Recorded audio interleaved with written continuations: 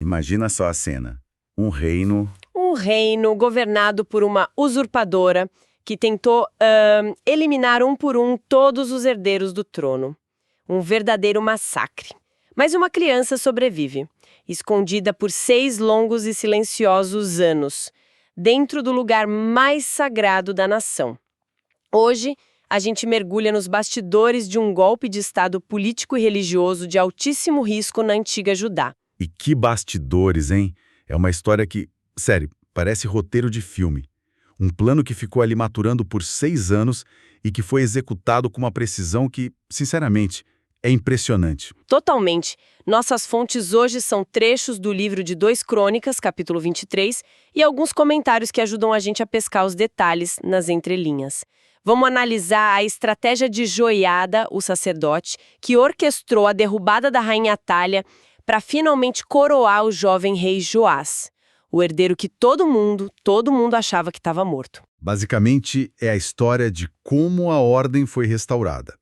Mas a grande questão é como e por quê. Exato.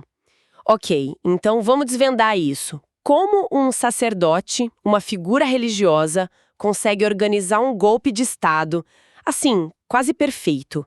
Que tipo de símbolos e táticas ele usa para convencer tanto os militares quanto o povo a arriscarem tudo? E, talvez o mais importante, o que acontece depois que a tirania cai? O trabalho acaba ali? Olha, para a gente entender a genialidade do que o Joiada fez, o cenário é fundamental. Atalia não é só uma rainha impopular. Ela tomou o poder à força depois da morte do filho dela, o rei Acasias. E a primeira coisa que ela fez foi mandar matar toda a família real, para garantir que ninguém, absolutamente ninguém, pudesse reivindicar o trono. Ela tentou apagar a dinastia de Davi, que para Judá era a linhagem escolhida por Deus, né? Então o que Joiada faz depois de uma espera estratégica de 6 anos não é apresentado no texto como uma simples rebelião. É uma restauração da ordem divina.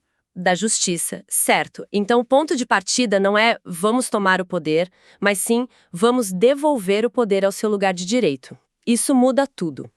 Então vamos ao primeiro passo, a conspiração. Joiada não age no calor do momento. Por onde ele começa a tecer essa teia? Ele começa pelo pilar mais óbvio e, claro, o mais perigoso, o exército. O texto diz que ele se animou e fez uma aliança com os capitães, os chefes de centenas. Ele chama pelo nome, Azarias, Ismael. Ele vai direto na liderança militar. Se ele não tivesse eles do lado dele, qualquer plano estaria morto antes mesmo de nascer. O que me parece um risco gigantesco. Como ele garante a lealdade desses homens? Atália não tinha o controle do seu próprio exército. Essa é uma ótima pergunta. O texto não detalha a conversa, mas a gente pode inferir que a lealdade deles já estava, assim, bem abalada. Atália era vista como uma estrangeira promotora do culto a Baal e uma usurpadora que quebrou a linhagem sagrada de Davi. Joiada provavelmente não precisou convencê-los tanto, mas sim apresentar uma alternativa viável e legítima. Ele ofereceu a eles a chance de lutar pela causa certa, sabe? Não apenas por mais um pretendente ao poder. Faz todo sentido. Depois de garantir o braço armado, para onde ele vai? Ele amplia a base. Ele e os capitães percorrem o reino e juntam os levitas e os chefes das famílias de Israel. Ok, só para deixar todo mundo na mesma página. Quem eram os levitas exatamente? Qual o peso deles nessa história toda? Boa. Os levitas eram uma tribo sacerdotal, a espinha dorsal da vida religiosa de Judá. Eram eles que administravam o templo, conduziam os rituais e ensinavam a lei. Ter o apoio deles significava ter o controle da instituição mais importante da nação, depois da monarquia, claro. E os chefes das famílias eram a liderança civil, os anciões, os notáveis das cidades. Então o que Joiada faz é construir uma coalizão com os 3 poderes: militar, religioso e civil. Tudo em segredo. E aí, com essa aliança toda montada, ele joga a carta principal. Ele reúne todo mundo no templo e apresenta o garoto Joás, que ninguém via há 6 anos. E ele diz: eis aqui o filho do rei, que deve reinar, como o Senhor prometeu aos filhos de Davi. A frase é cirúrgica, é a jogada de mestre. E aqui está a primeira grande sacada do plano dele. Joás entende que a legitimidade precede a força. Antes de dar um único tiro, ele constrói uma narrativa irrefutável. Ele não diz, eu tenho um plano ou me sigam. Ele diz, Deus tem uma promessa e este menino é a prova viva dela. Vamos cumprir a promessa. Fazer essa aliança dentro da casa de Deus dá um selo de aprovação divina para a coisa toda, né? Deixa de ser um golpe e vira uma missão sagrada. Mas esperar 6 anos não foi arriscado demais? Um segredo com tanta gente envolvida, uma criança crescendo escondida, qualquer deslize tudo ia por água abaixo. Por que ele não agiu antes? Essa é a grande questão. A paciência dele é um elemento estratégico. Alguns comentários sugerem que ele precisava esperar que Joás tivesse idade suficiente para ser apresentado, mesmo que ainda criança, para que o povo visse um rei, não um bebê. Outros apontam que ele passou esses 6 anos metodicamente construindo essa rede de confiança, fio a fio, sabendo que um movimento precipitado seria suicídio. Ele estava jogando um xadrez de longo prazo contra uma governante que, apesar de tudo, estava estabelecida no poder. Ok, então a base está toda montada, a aliança foi feita, o herdeiro foi apresentado, mas ter um plano é uma coisa, executar é outra completamente diferente. Como ele tira isso do papel sem que a rainha, ali no palácio ao lado, descubra tudo? É aqui que a gente vê o estrategista militar em Joiada, não só o sacerdote. Ele detalha um plano tático que é brilhante por usar a rotina como camuflagem. Ele escolhe o sábado. O sábado era o dia da troca de turnos dos guardas do templo. Ou seja, haveria o dobro de pessoal armado no local. Mas a movimentação pareceria completamente normal. Genial! Ele usa o próprio sistema contra o sistema. E como ele posiciona as tropas? Ele divide os homens em 3 unidades. Um terço guardaria as entradas do templo, outro terço iria para o Palácio Real, o centro do poder de Atalha, e o último terço controlaria uma porta estratégica chamada Porta do Fundamento. Enquanto isso, o povo comum ficaria nos pátios externos.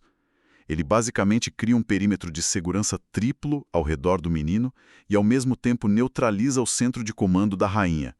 E no meio de toda essa organização militar, ele estabelece uma regra bem específica. Ninguém entra na casa do Senhor, a não ser os sacerdotes e os levitas consagrados. Quem tentar invadir deve morrer. Por que essa preocupação com a santidade bem no meio da execução de um golpe? Sagrado. É um ato de purificação.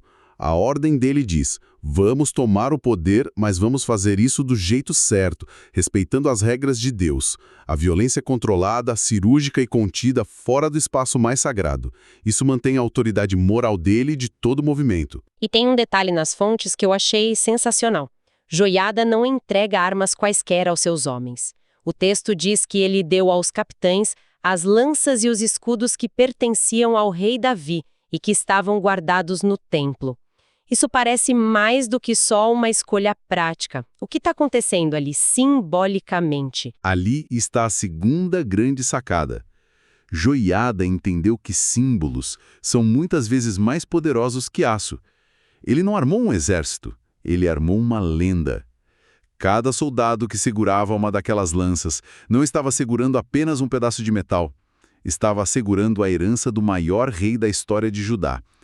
Ele estava conectando fisicamente aqueles homens ao passado glorioso que Atalha tentou apagar. É a diferença entre uma rebelião e uma restauração sagrada. Ele deu a eles um propósito histórico nas mãos. É muito poderoso. Com o plano em ação e os homens armados de história, chega o grande momento.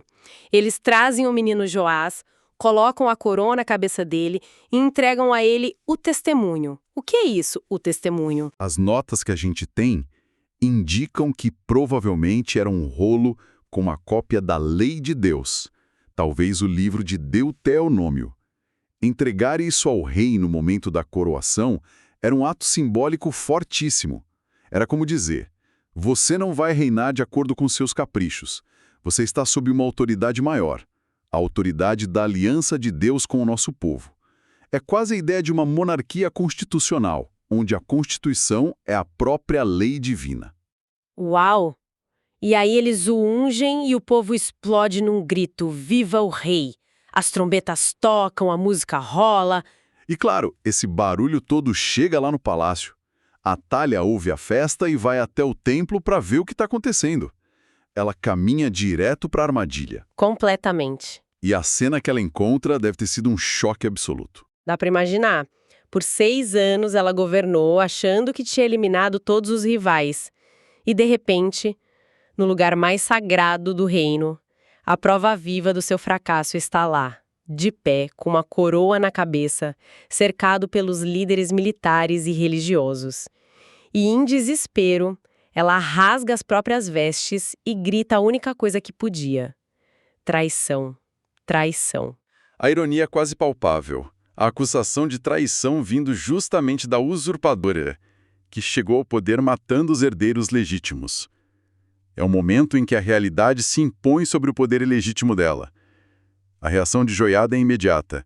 Ele manda os capitães prenderem ela, mas dá aquela instrução muito específica, que ecoa todo o cuidado do plano. Não a matem na casa do Senhor. E essa ordem é perfeitamente consistente. Mostra o controle que ele tinha da situação. A execução dela era politicamente necessária para consolidar o novo regime, mas o local da execução era teologicamente fundamental. Derramar o sangue dela dentro do templo contaminaria o espaço sagrado e mancharia a legitimidade de tudo que ele tinha construído. Mais uma vez ele se prova um restaurador, não um revolucionário qualquer que usa os fins para justificar os meios. Eles a levam para fora e a executam na entrada da Porta dos Cavalos, perto do palácio. Fim da tirania. A gente poderia pensar que a missão está cumprida, o filme acabou com um final feliz, mas o trabalho de Joiada estava só começando, né? Exatamente. Porque derrubar o tirano é a parte fácil, ou pelo menos a primeira parte. A grande questão é sempre, o que você coloca no lugar? Como você garante que a tirania não volte sob uma nova forma? E Joiada tem uma resposta bem clara para isso. Ele não apenas senta o menino no trono e vai para casa. Ele firma uma nova aliança, um pacto, entre ele mesmo, o povo todo e o rei. E o objetivo do pacto era para que fossem o povo do Senhor. Essa é uma redefinição do contrato social da nação. Ele não restaura apenas a monarquia, ele restaura a identidade teológica do povo. O pacto diz que a lealdade final de todos, inclusive do rei, não é ao trono, mas a Deus. Isso cria um fundamento muito mais estável para o futuro. E qual a primeira ação deles depois de firmar esse pacto? É um ato extremamente forte. O texto diz que todo o povo entrou no templo de Baal e o derrubou. Eles quebram os altares, despedaçam as imagens e matam Matã, o sacerdote de Baal ali mesmo. Isso não foi só um ato de vingança, foi.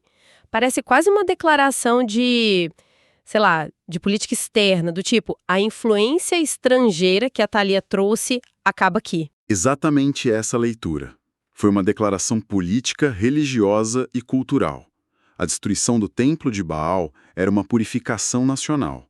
O culto a Baal, promovido por Atalha e sua família, representava não apenas uma fé estrangeira, mas também valores e práticas sociais que estavam minando a identidade de Judá. Então, ao destruir o templo, Joiada estava fazendo uma ruptura simbólica. E literal. Ele estava dizendo, aquele capítulo acabou, nós estamos voltando a ser quem somos. Ele não estava só trocando o rei, estava reorientando a alma da nação. Depois dessa purificação, ele foca em reconstruir. Ele reorganiza todo o serviço do templo de Deus, de acordo com a lei de Moisés e as instruções que Davi tinha deixado.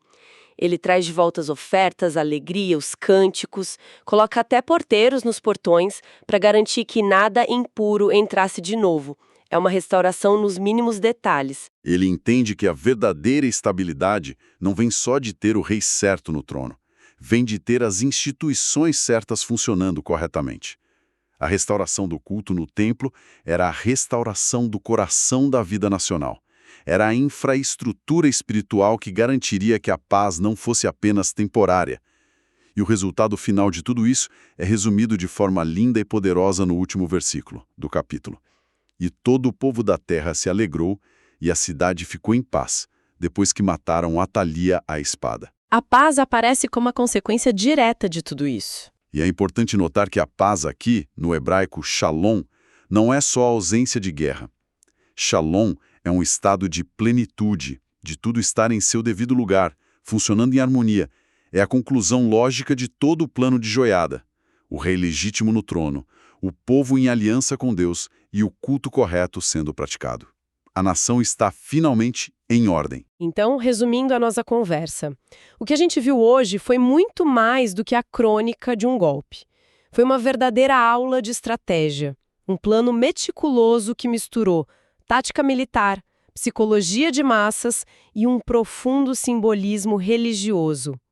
Um plano que não só trocou uma governante, mas que buscou curar e redefinir a identidade de uma nação inteira. Um plano que nos mostra de forma brilhante que o poder legítimo é algo que se constrói com paciência e narrativa, não algo que simplesmente se toma pela força. É isso. Joiada usou a história, a lei e a fé como suas armas mais poderosas. Em vez de dizer "me sigam", ele disse "vamos juntos restaurar o que foi prometido". A narrativa dele era muito mais forte do que qualquer exército que Atalha pudesse ter. Isso nos deixa com algo para refletir. A história narra a derrubada de uma tirana e a restauração de uma ordem considerada justa e divina, que resulta em alegria e paz para o povo. E isso levanta uma questão que atravessa os séculos. O que de fato legitima uma mudança radical de poder? E qual é o papel que os símbolos, a história e as crenças que um povo compartilha têm na hora de convencer esse mesmo povo de que uma revolução não é só uma troca de líderes, mas sim um verdadeiro retorno ao caminho certo?